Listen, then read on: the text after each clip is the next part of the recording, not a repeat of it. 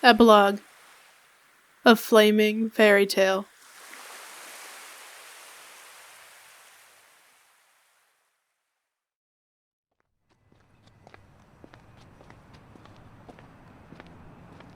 A week had passed since returning to the mainland. I finally began attending college, but finding myself hopelessly unable to adapt due to my late start. I just couldn't get into the mood. And thus, I found myself cutting morning classes and walking down West Main Street. What you call a mental health day, or playing hooky if you want to be a jerk about it. What the hell was I doing all this time before coming back to Japan? My self-directed mutterings were more or less heartfelt, but they were probably meaningless. Whether I was in the ER3, in Kyoto, or on Wet Crow's Feather Island, it changed me little, just as a 5-year blank had hardly changed Kunigisa. More nonsense is what that is, I muttered, as I continued my stroll. I turned south, thinking I'd head back to my Nakadachuri apartment and do some reading. But on the way, I remembered today was the day Kunigisa's favorite magazine went on sale, so I headed to a local bookstore to buy a copy. Tomo Kunigisa. Since then, Kunigisa had stayed holed up at her home. She was deeply immersed in making all sorts of repairs on the workstation and PCs and whatnot that Akane had smashed. She was all fired up, saying this time she was going to rebuild them with steel, so they'd be scarily resilient, but common sense seemed to indicate that this was impossible. Of course, what she got fired up about was her business, so I didn't say anything as to that. As for Akane Soniyama and Shinya Sakaki, Kunigisa looked up what had become of them on the internet, most likely employing the skills of her old pal Chi. Akane had retired from the Seven Fools and was beginning a somewhat reclusive existence while retaining her prominence as a scholar. Shinya supposedly remained by her side. Considering the fact that no one had reported them to the police, this seemed plausible enough. I entered the bookstore and bought what I wanted with a gift certificate, then stood and flipped through it for a while before leaving the store.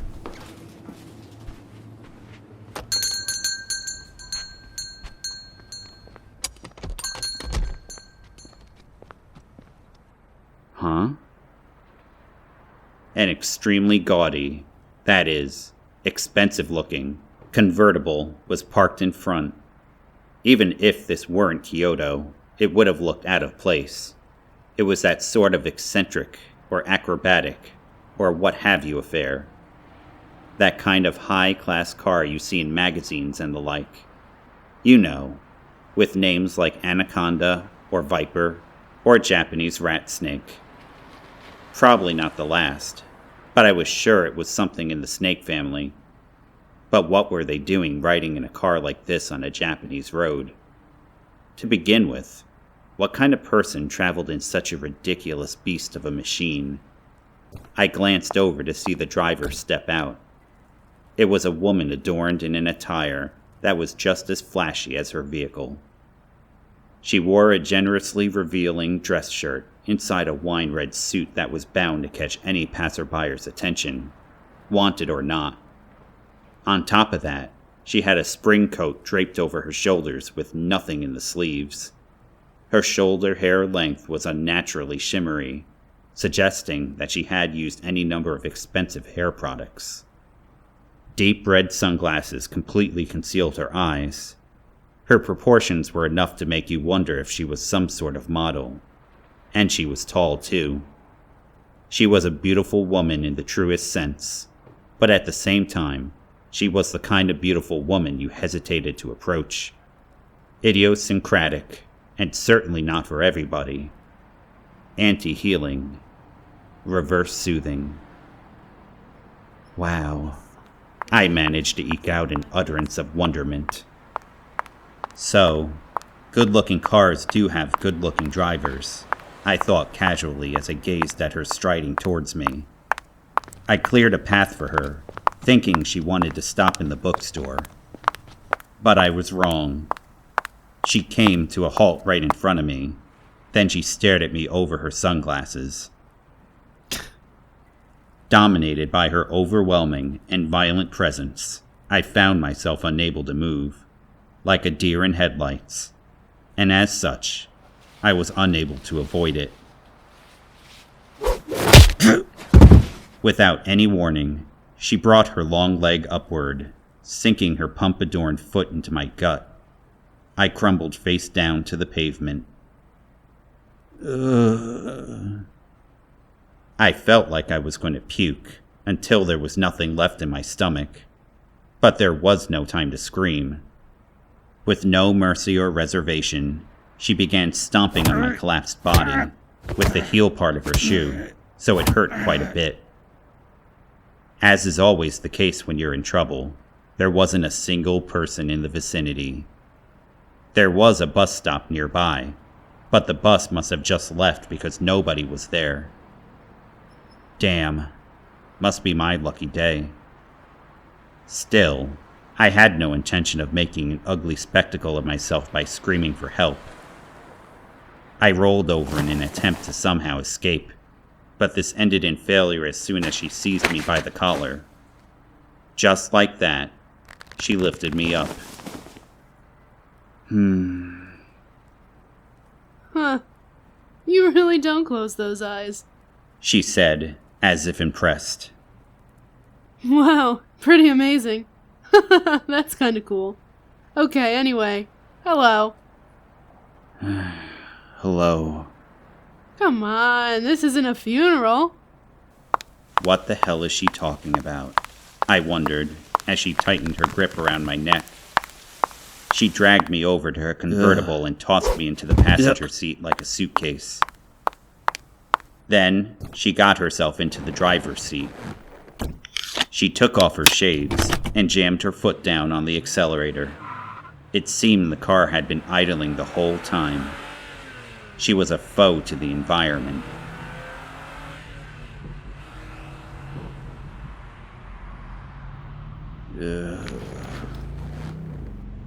Rubbing my stomach and back, I contemplated my situation.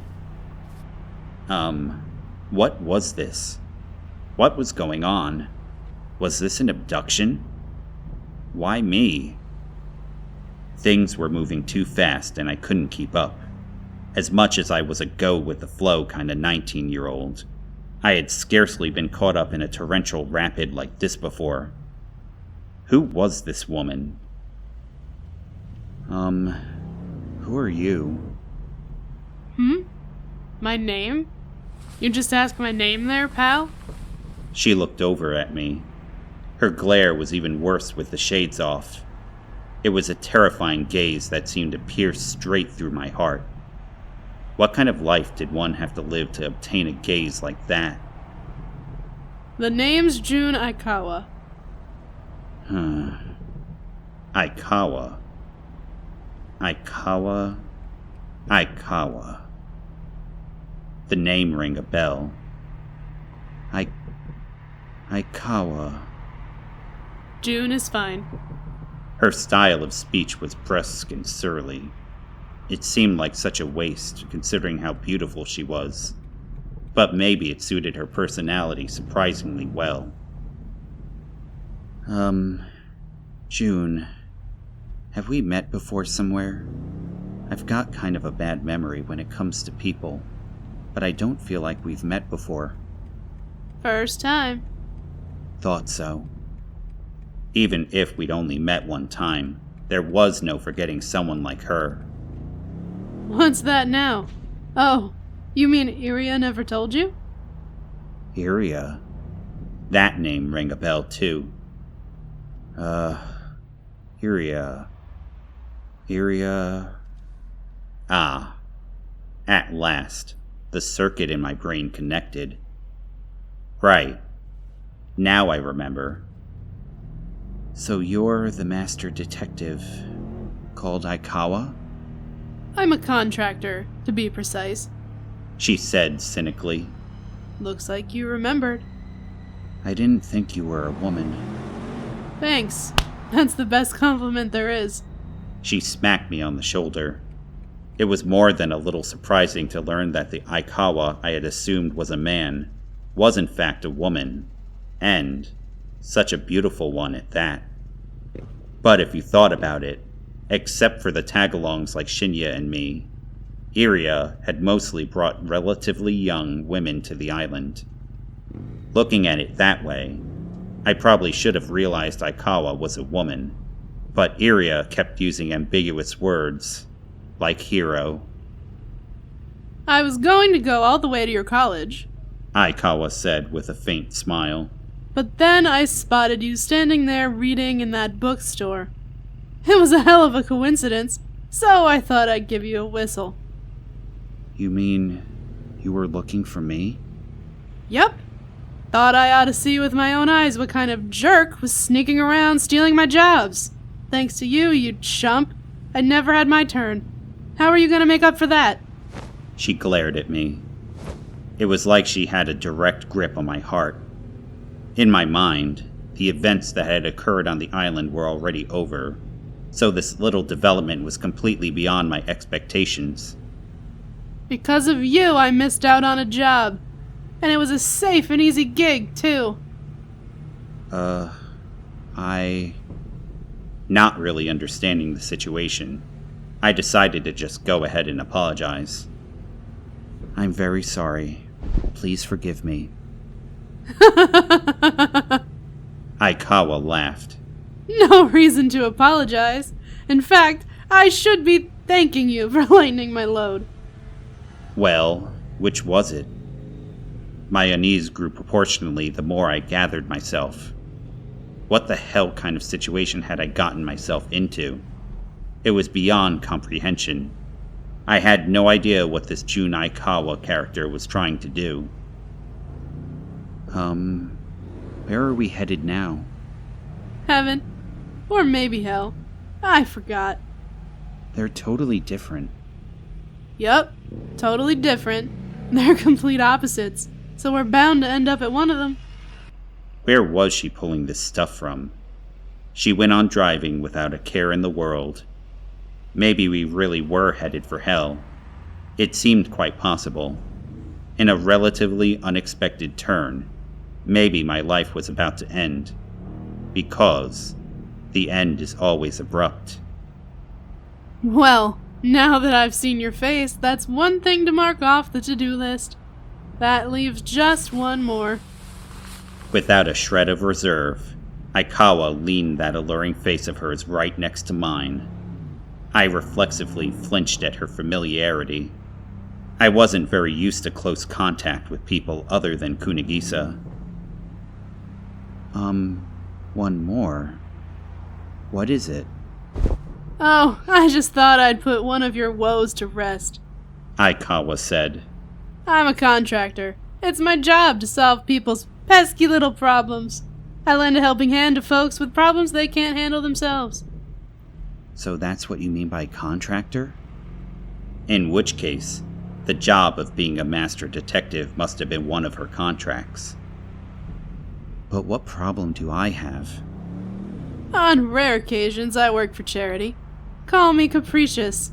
It'll be your reward for solving the last case so splendidly in my stead. Reward? Don't be so tense. I may not look it, but I'm pretty much full of goodness. Good people don't usually beat the hell out of others with their pumps on a first meeting. Now then, my troubled one, you gonna take my hand? She said, showing me the palm of her hand. What's it gonna be? Your decision. She was a little weird. Like, crazy weird. Her weirdness was in a league of its own. Even setting that pack of eccentric crazies on our favorite solitary island as the average, Aikawa's weirdness was off the chart. Nevertheless, I grabbed her hand without hesitating, which was pretty rare for me. This bizarre human being. How could I miss out on this? Okay, pal. She gave a wicked smile. Maybe that was hasty of me, I thought. Before we get into anything, what is this woe of mine you mentioned? That's the one thing you ought to know way better than me. Way better. Can't you guess? I've come to see you. Me. So obviously, it's about the events on Wet Crow's Feather Island. The case? I said. Yep. Aikawa gave a little nod. After that, I ended up paying a visit to the island anyway. I was originally planning to make it a vacation, so I was lucky the case had already been solved. I really mean that. Anyway, I talked to Iria, Hikari, Akari, and Rei. Incidentally, Terako didn't say a word. Silent one, huh? Even I've only heard her voice one time. Oh yeah, there was also a so good chef and some creepy fortune teller. I don't want to think about her. What was up with that lady? Suddenly furious, Aikawa punched the steering wheel so hard I thought it might break. Evidently, something had transpired with Maki on the island. What had that woman done now? To be sure, you could tell just by looking that the two ladies weren't compatible. Aikawa grumbled before continuing her story. Anyway, they told me about the case. No detail left out. And you weren't satisfied? I asked her. I mean, what do you think personally, Aikawa? That's June, she said in a suddenly low and grim voice. Don't call me by my last name. Only my enemies do that. Do you still think there's something wrong, June? I corrected myself and asked again. That's better. She smiled. Her moods changed like mad. I'd say they changed like the weather, but not even mountain weather changed this often. No. I'm not the one who's not satisfied, buddy. It's you, right? You solved the case, and you did it damn well. You did it so damn well, nobody could even raise an objection. But you yourself still have doubts, don't you? Aren't you dissatisfied with your own detective work? I was at a loss for words. Indifferent to this, she continued. Am I right? You solved the case in 3 days. It's only natural someone with brains like yours would still have doubts. Stop me if I'm wrong. I couldn't say anything, and obviously it wasn't because she was out of line. It was because she was exactly right. Exactly. Kunigisa and I, had made solving the case quickly a priority and shoved our own doubts into a dark corner. We had submitted a solution we personally didn't approve of. Aikawa grinned. That dissatisfaction. Those doubts. Those things that seem less than agreeable to you, you chump.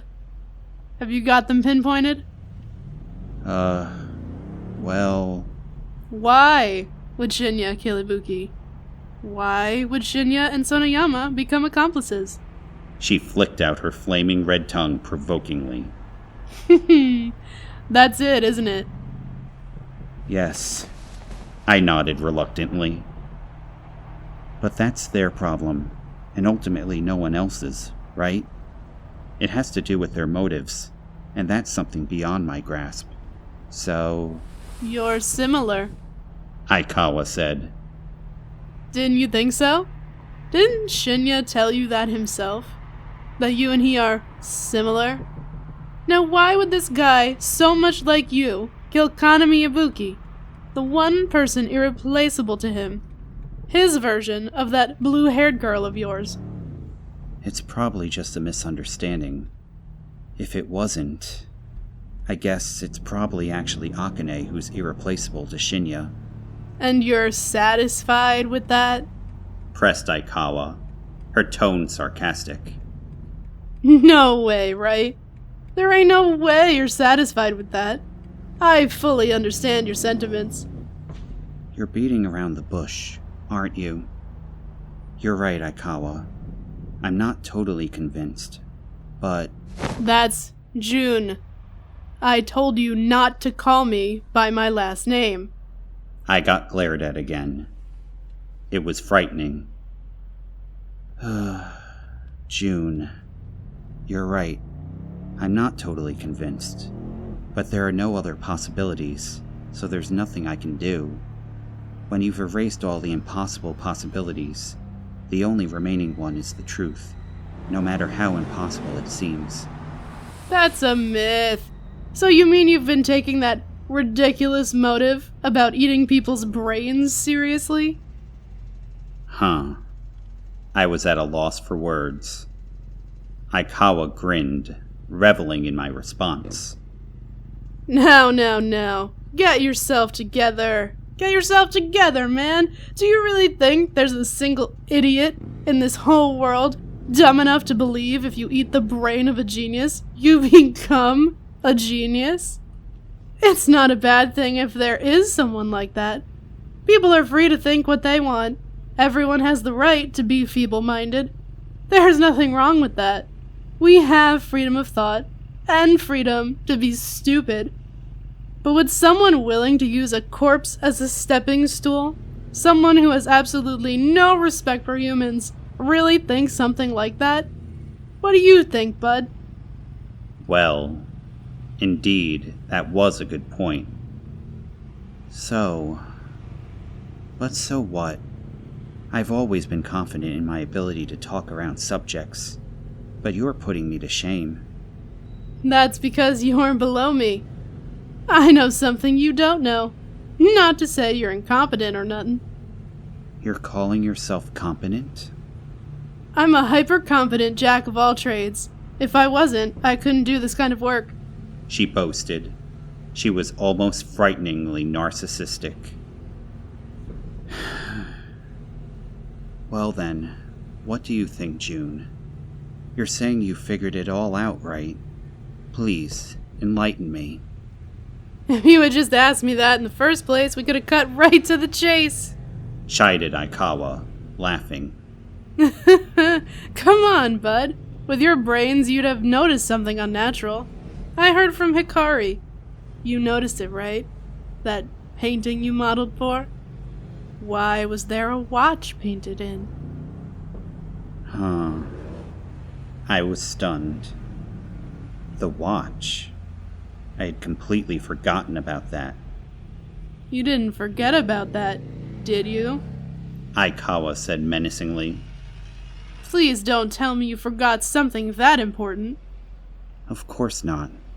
How could I forget? But I thought it was just a drawing mistake. Kanami relied on her memory to paint, so I thought it was just a memory issue. Not likely. It's essentially impossible for someone who claims her memory and perception are synonymous to make a blunder like that. Even supposing it was possible, don't you think there's some other reason, bud? Okay, June. What do you think? I don't know what other people think, but this is what I, June Aikawa, humanity's strongest contractor, have concluded. That portrait wasn't painted by Kanami Ibuki. Huh? Right? That's the only viable possibility. I mean, think about it the other way around. Let's say Ibuki painted it. If she painted it, it would be weird for there to be a watch, right?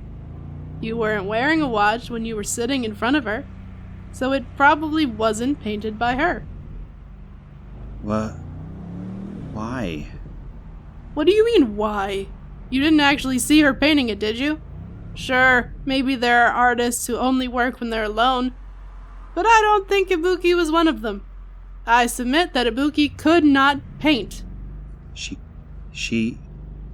couldn't paint. Kanami was a painter. She was famous. How could she not be able to paint? Plenty of artists have used fraudulent ghost painters. Aikawa said, as if she were stating the obvious. Thousands. Thousands of them. It wouldn't be odd if Ibuki was one of them. Not one bit odd. So, you think Kanami was a fraud? Just think about it. Urged Aikawa. Do you paint at all? Art is not my forte. And you inanely thought, this person is an artist to the bone, or something along that line about Kanami Ibuki, didn't you? Why did this woman know what people were thinking so damn accurately? She reminded me of Maki, but telling her that would anger her, so I remained silent. Don't compare me to that sketchy character. Hey now. Aikawa wore a nihilistic smirk. Don't clam up. She prodded, looking over at me. That was a basic mind-reading trick. It's just a technique. With a little training, anyone can do it. But that aside, why did you think Ibuki was an artist? Why? Well, Cat had my tongue. It's not like you ever saw her paint anything, right? She only told you that, bud. You heard what she had to say, and then based solely on that, you assumed she was an artist. I saw her work too. Like a rendition of Cherry Blossoms. But you didn't see her working on it, did you? Man, for someone who doesn't trust anyone, you sure are naive. It's like you don't trust anyone, but you don't doubt them either. Or, like you just withhold all conclusions indefinitely. You just took Ibuki's steaming pile of doo-doo for fact. Doo-doo? Did she just say doo-doo? Was everything Kanami said nothing more than doo-doo? How can anyone say... Oh, how can anyone say for sure? Aikawa beat me to the punch with my own line. Really? Really, buddy? If there's something you want to tell me, go for it. That's no way to ask for a favor. Please, tell me. Aikawa smiled. Maybe she was more childish than she looked. Like the whole dress thing. When you modeled for her, you saw her wearing her dress. And what did you say? You said, "You're going to paint like that?" Right? I didn't know who she heard that from, and only Maki was likely to know. But that was exactly right. Real artists never dirties their clothes with painting materials. Aikawa muttered, and then suddenly... As if anybody like that really exists! She yelled. That's impossible! Even if she didn't get her clothes dirty, they'd stink! It's not a matter of can and can't. People don't do that! Do you notice these things, you moron? This was no act. She really seemed mad. I cowered in all seriousness. I thought I was about to get pounded. Now I understand what Hikari had meant. A violent temper, huh? Anyway, when you're working with paint on canvas, you at least put on an apron. Even if you suck at art, that much is just common sense. Sure. But if that's the case then, what did that mean? Kanami lied to me? No. Not only that, she didn't know anything about art? There was no way an artistic genius like Kanami Ibuki didn't know something as simple as that. Why? Because it was a fact that anyone with a little experience would realize. Which meant... Yup. Didn't know anything. Aikawa said in a slightly mocking tone. Kanami Ibuki, the genius painter who couldn't paint. So, how will you solve this conundrum? Well, are you saying Kanami was a fraud? No. Think. And then realize, man. Thus, Ibuki didn't paint that picture. But Ibuki was a painter.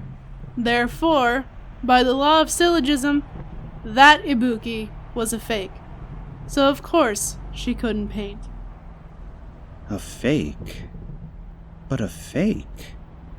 Why? Sorry, I'm totally confused. I clutched my head in thought. So, in other words, an imposter Kanami was killed, and the real one wasn't? Yup.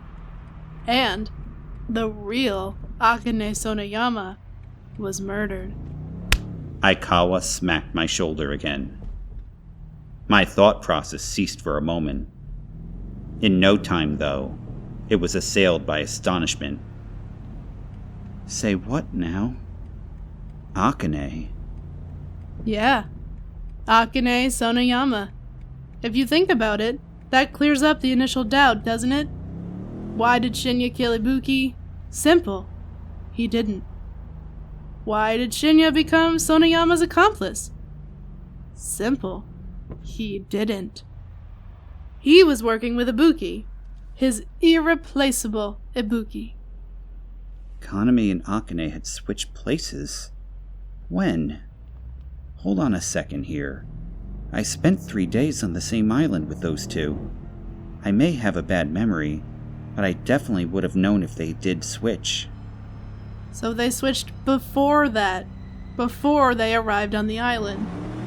I don't know how long those two were there, but it was before that. One had blonde hair and one had blue eyes. The other is a dark-haired intellectual type. How in the hell do two people that different... Hair can be dyed. You can put on color contacts.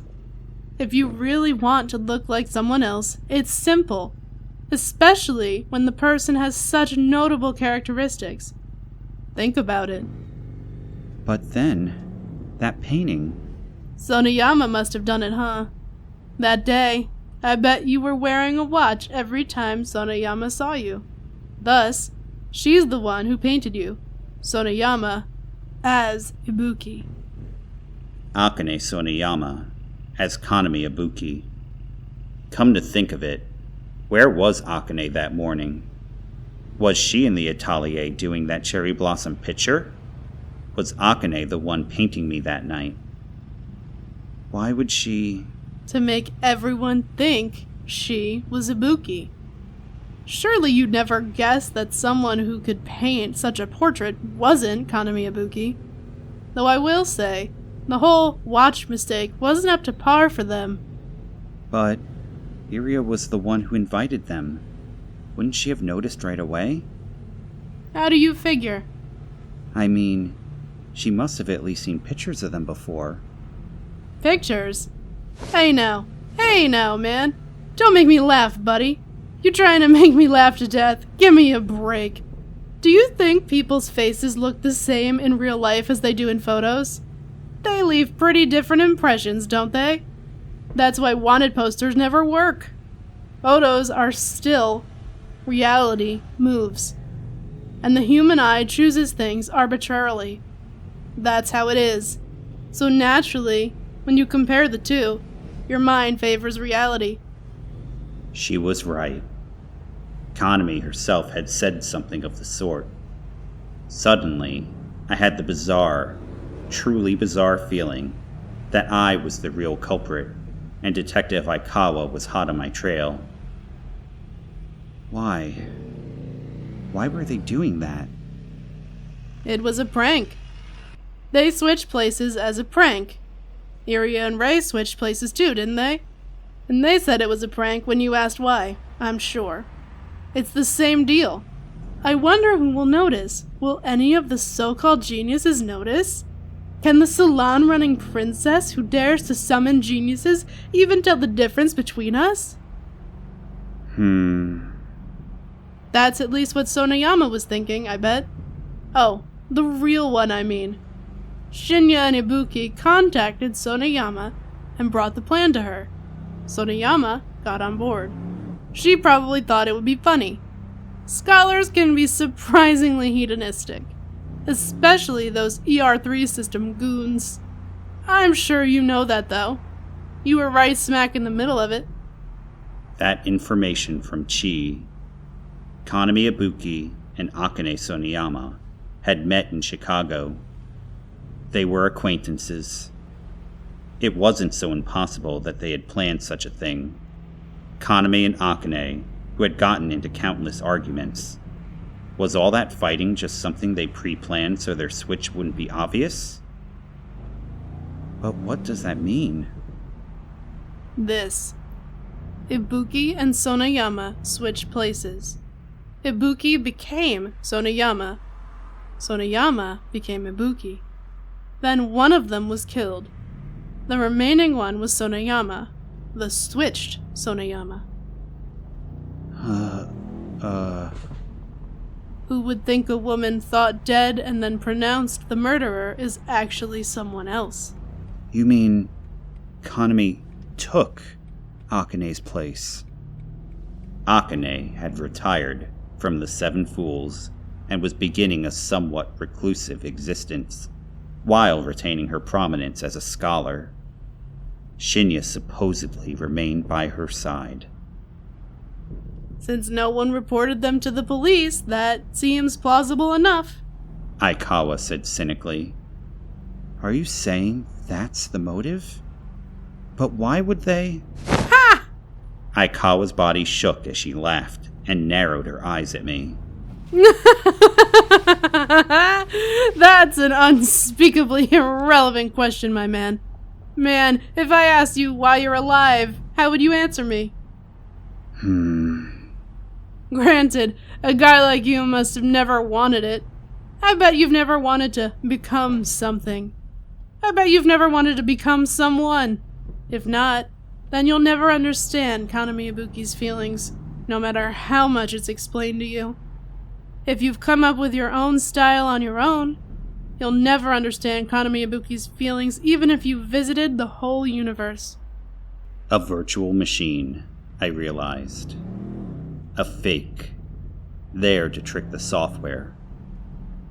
Does that mean you understand, June? Nope. Other people's feelings are beyond my understanding. But insofar as I have a working brain, I can at least imagine. Yeah, the locked room stuff was a kid's toy. Just a game for them. A diversion to keep people from learning their true objective. Even you got so distracted by all the locked rooms and decapitations that you didn't even consider the possibility that they'd switched places from the outset. Right? She was right. But it was all too sudden. I can't just believe all this up front. That's right. For sure. It's so convoluted it's unbelievable. It's so convoluted that my delivery and your personality are no match. But it has a point. That woman discarded her former shell known as Ibuki and succeeded in being reborn as Sonayama. She completely hijacked Akane Sonayama's background. But won't she be found out? Hell no. She'd probably been preparing for this for a long, long time. And don't you think the whole crazy idea to replace Sonayama, to turn into her, came from the fact that they sort of looked alike to begin with? To turn into her? So you're saying that that's why she killed her? I mean, I guess if you wanted to become someone, you'd want to get rid of the real person. But still.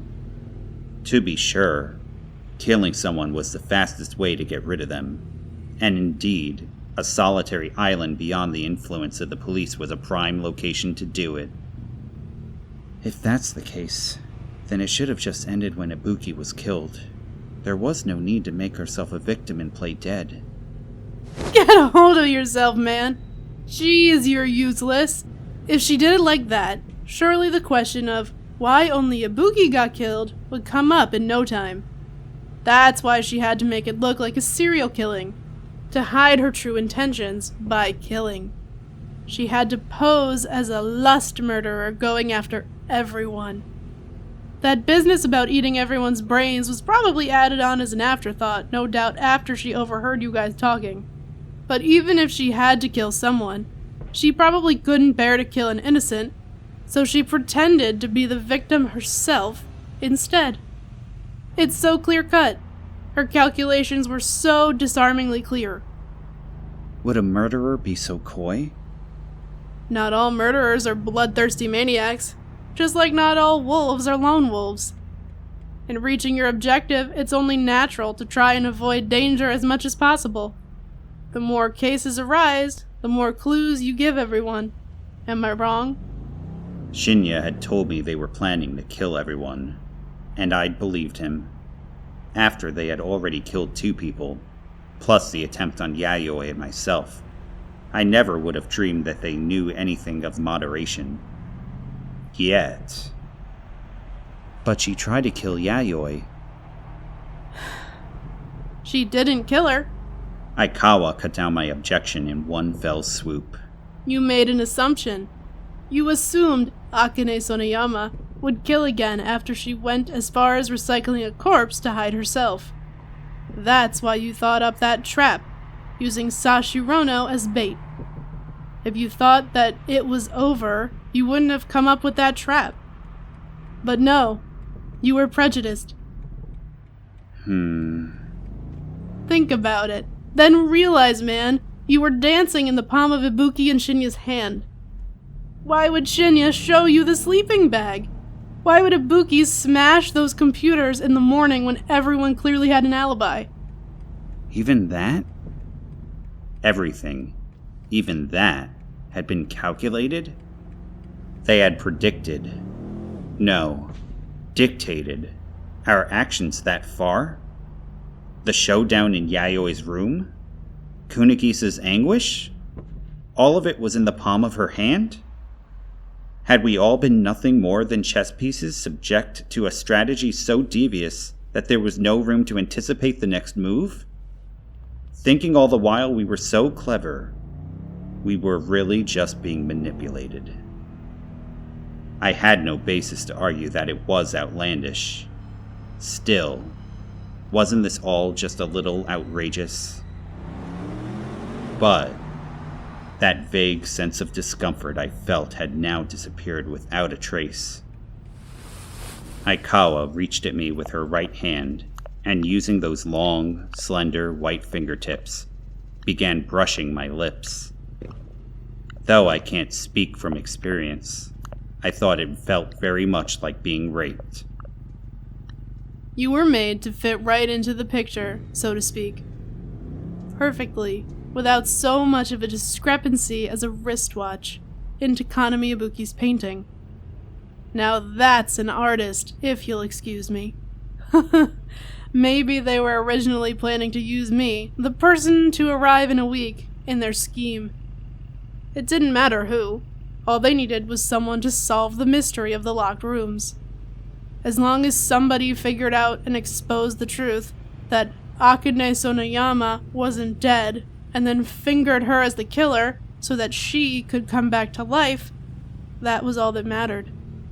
And she would obtain a magnificent new identity, enjoying worldwide recognition as a grand unifying unitary scholar.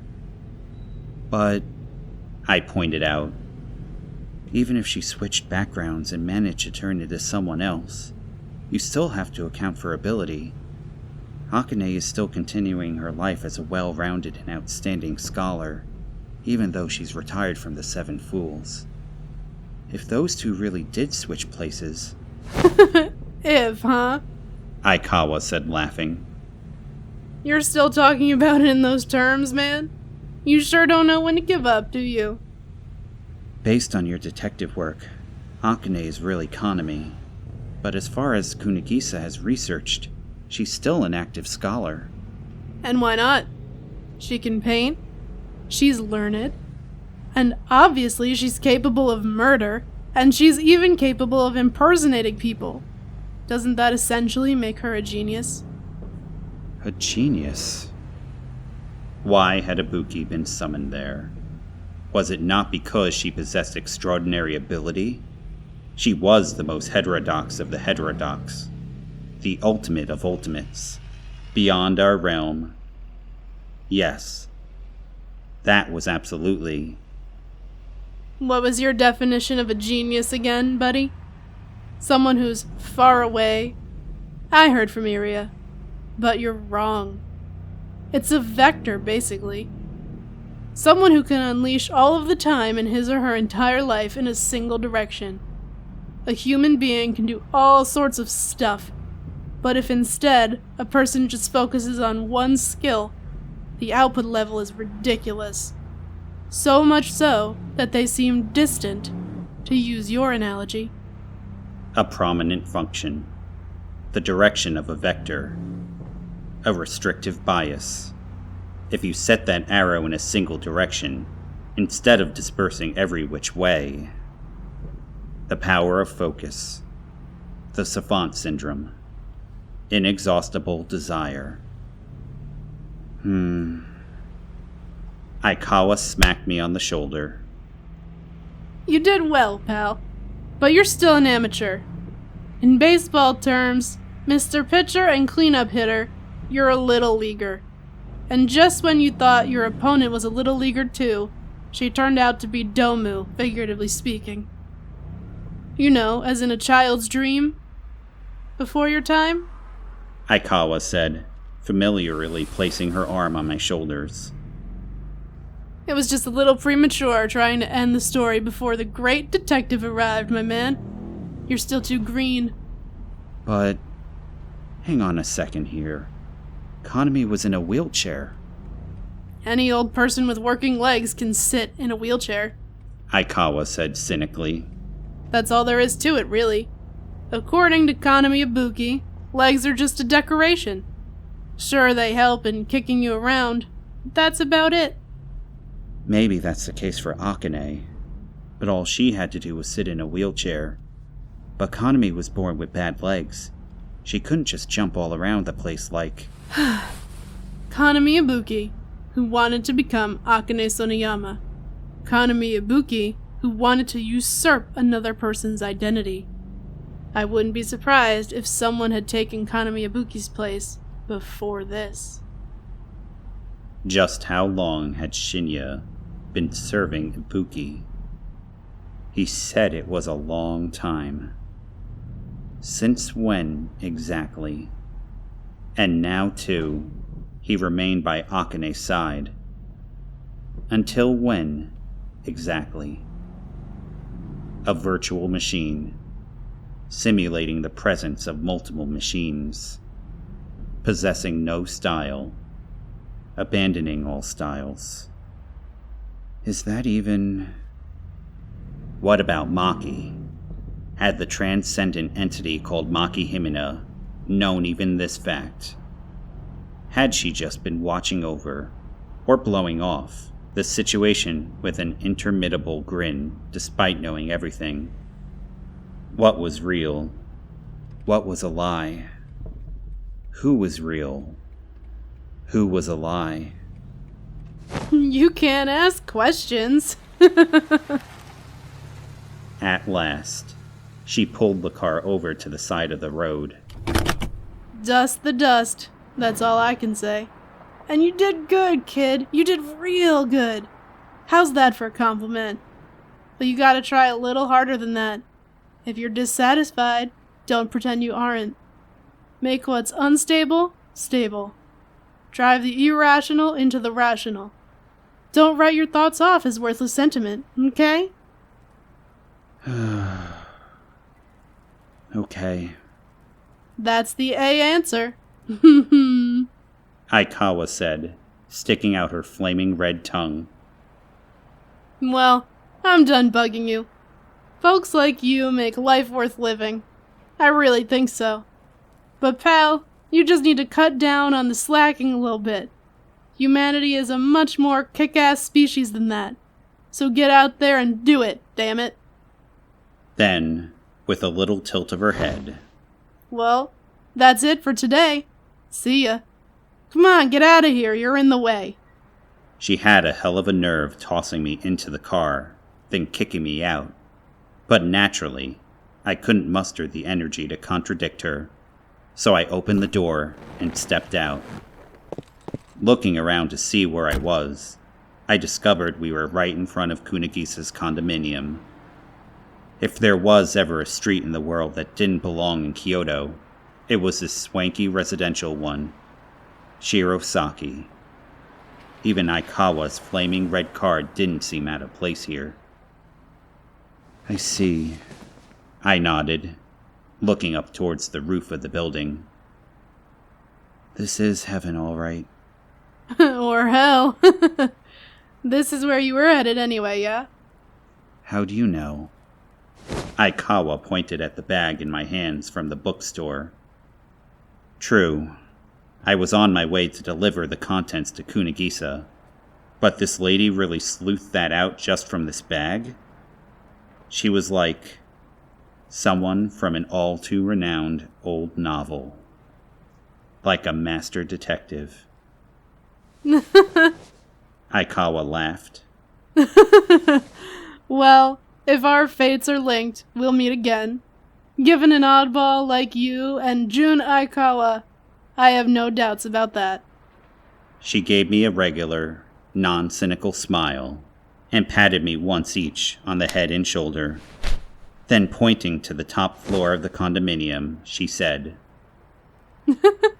Say hi to Kunigisa for me, too. Now I had a question. If there was anyone to commend in this case, Kunigisa deserved at least half the credit. So why had Aikawa only come to see me? Was she planning to see Kunigisa later? Aren't you going to see Kunigisa? I asked, wondering about that. You came all this way. You might as well. Nah, that's okay. I saw her yesterday. I was the one on the back burner. The strength drained from my shoulders. June. My final question. So why do you choose to live? Like you have to ask. I'm the same as you, Etan. Having given my name a kitty inflection, she stepped on the accelerator, and in another instant, the red contractor had vanished from sight. I stood rigid for a while there, unable to think. I didn't feel like thinking. Oh boy. It's like I've been mugged. It was a fairly accurate comparison.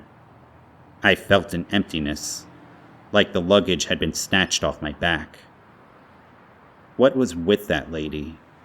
Why did she start everything off by kicking the crap out of me? Was she just testing what she'd heard from Tereko? Or was it simply payback? And bothering to come see me in the first place? Was it payback? For stealing her turn? Maybe that was it. Or maybe it was just on a whim.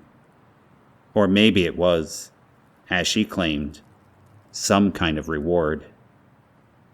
But maybe none of that mattered either. She didn't seem exactly benevolent, but even if I was wrong about that, it probably wasn't an incorrigible error in my case.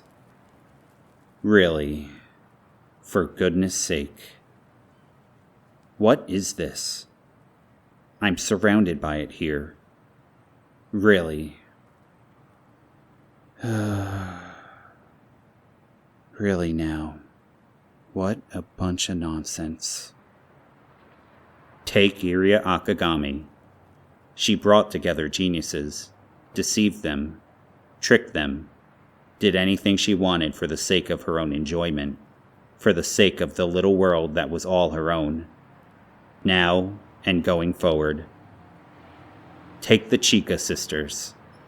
All three of them seeming somewhat off, the same, but totally different. They were like the Sierpinski gasket, bearing complete self-similarity, the individual parts, and their some uniform, all of them exactly the same while being different, an infinite abyss inside them impossible for anyone to view. Take Maki Himina.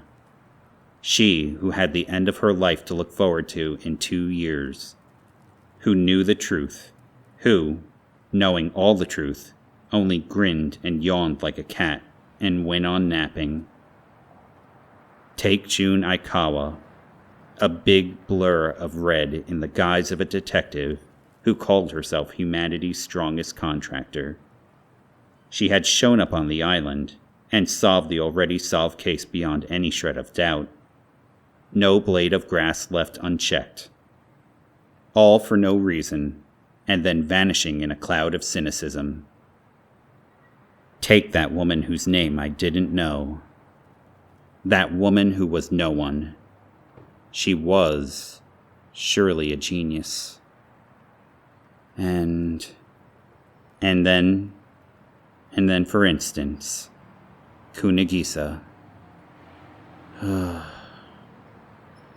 Nothing really matters to me. The world will only turn out as it will, and if it won't, that has nothing to do with me. And if it does, I'm not interested. I've never wanted to become someone, and I've never felt like there was something I had to do. Sometimes I wonder if that's okay, but in the end, that doesn't really matter either. I'm cold that way. No, that's not right. I'm probably dry that way. Apathetic and indifferent. And that's why, for me, Kunigisa is so humidifying. Moisture. The character for the name June could mean that. Was Shinya the same way? Shinya Sakaki, serving that woman like a shadow. If so, he and I really were of the same breed. Almost too much so.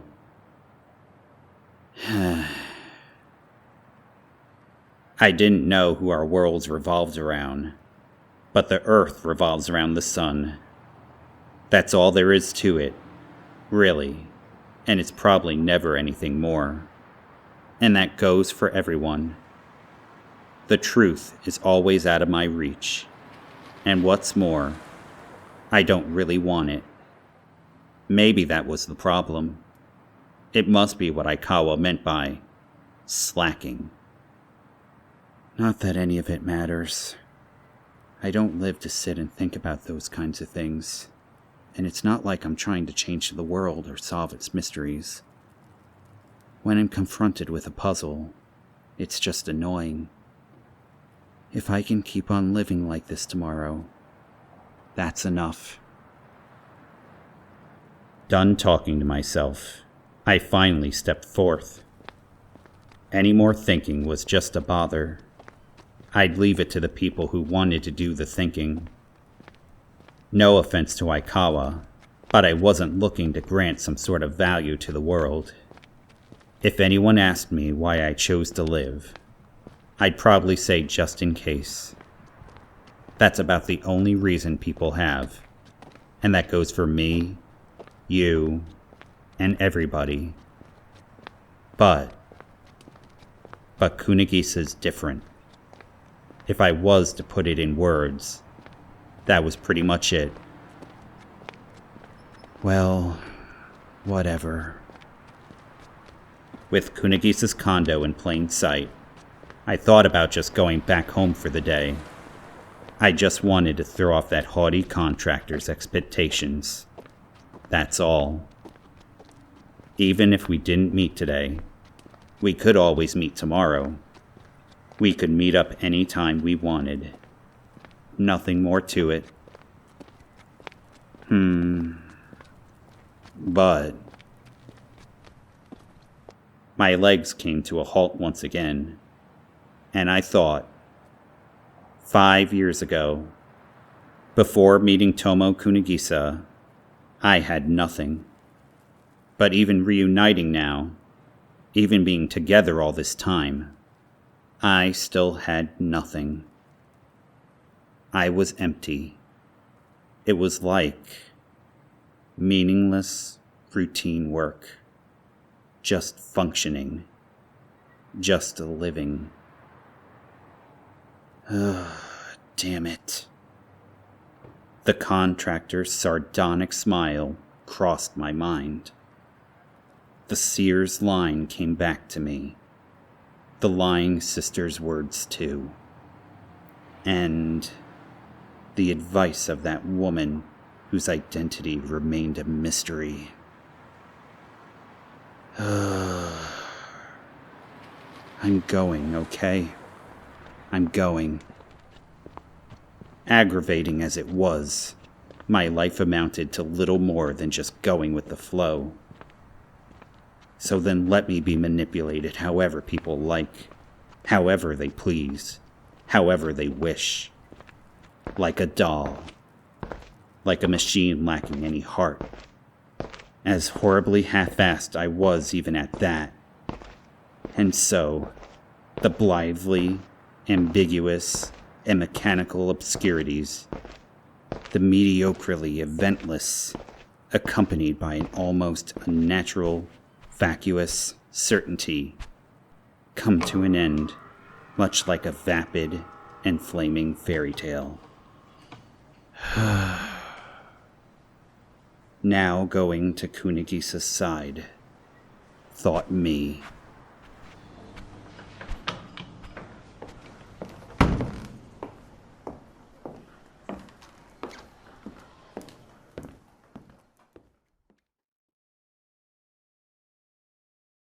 An Afterword from Nisioisin.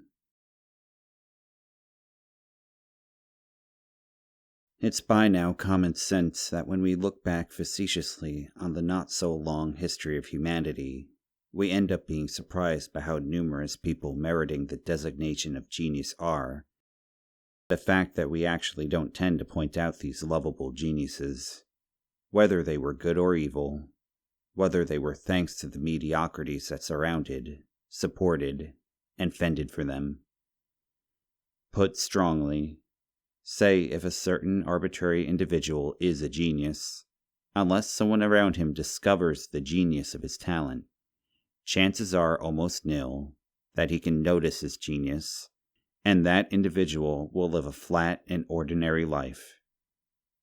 One's own talent is, for oneself, simply a given, and the difference arises for the first time only in contrast to others, but in thinking that one is special, everybody is the same. Well, oneself being special to oneself is another given, but if you want to establish that objectively, then you need an objective viewpoint, that is to say, a gallery of mediocrities. Going out on a limb, it's not geniuses that can spot a genius's worth. Or rather, geniuses don't understand genius. It is always mediocrities that understand genius, though whether that leads to praise or ostracism depends on the case. This book is a story that includes a lot of characters that are termed geniuses. Kaname Ibuki, Yayoi Sashirono, Akane Soniyama, Maki Himina, Tomo Kunigisa, and Jun Aikawa. But actually, aside from them, perhaps there are other characters in it who merit the designation of genius, that simply aren't termed as such. Conversely, not just in stories, but in all cases, a person can be genius-like without being a genius, or put on genius-like airs without being a genius.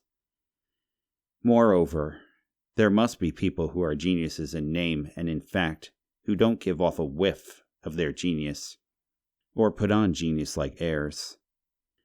A genius only becomes a genius by being termed as a genius, but maybe, in being termed a genius, the genius isn't such a genius.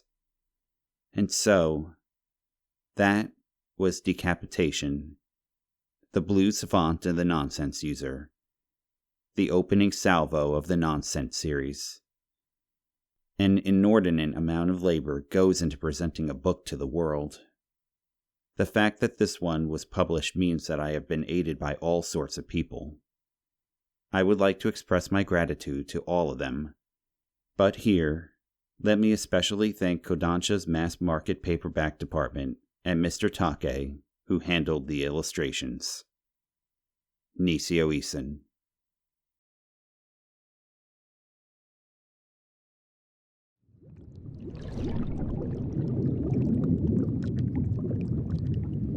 This has been an Ectro's Parlor production of Zaregoto, Volume 1, Decapitation Cycle, The Blue Savant and the Nonsense User. Written by Nisioisin. Translation by Greg Moore. Cover art by Take. Read by Ectro. And Holly Hagman. Produced by Ectro. Directed by Ectro. Post-production by Ectro's Parlor. Zaregoto Volume 1 is also available in print and as an ebook by Vertical Inc. For more Vertical Incorporated productions, visit them at www.vertical-inc.com. Thank you for listening. Text copyright 2002 by Nisioisin. English translation copyright 2008 by Vertical Incorporated. Audio production copyright does not exist. No rights reserved. This audiobook is a work of fiction. Names, characters, places, and incidents are either the product of the author's imagination or are used fictitiously, and any resemblance to actual persons, living or dead, events, or locales is entirely coincidental. Ectro's Parlor hopes that you have enjoyed this production.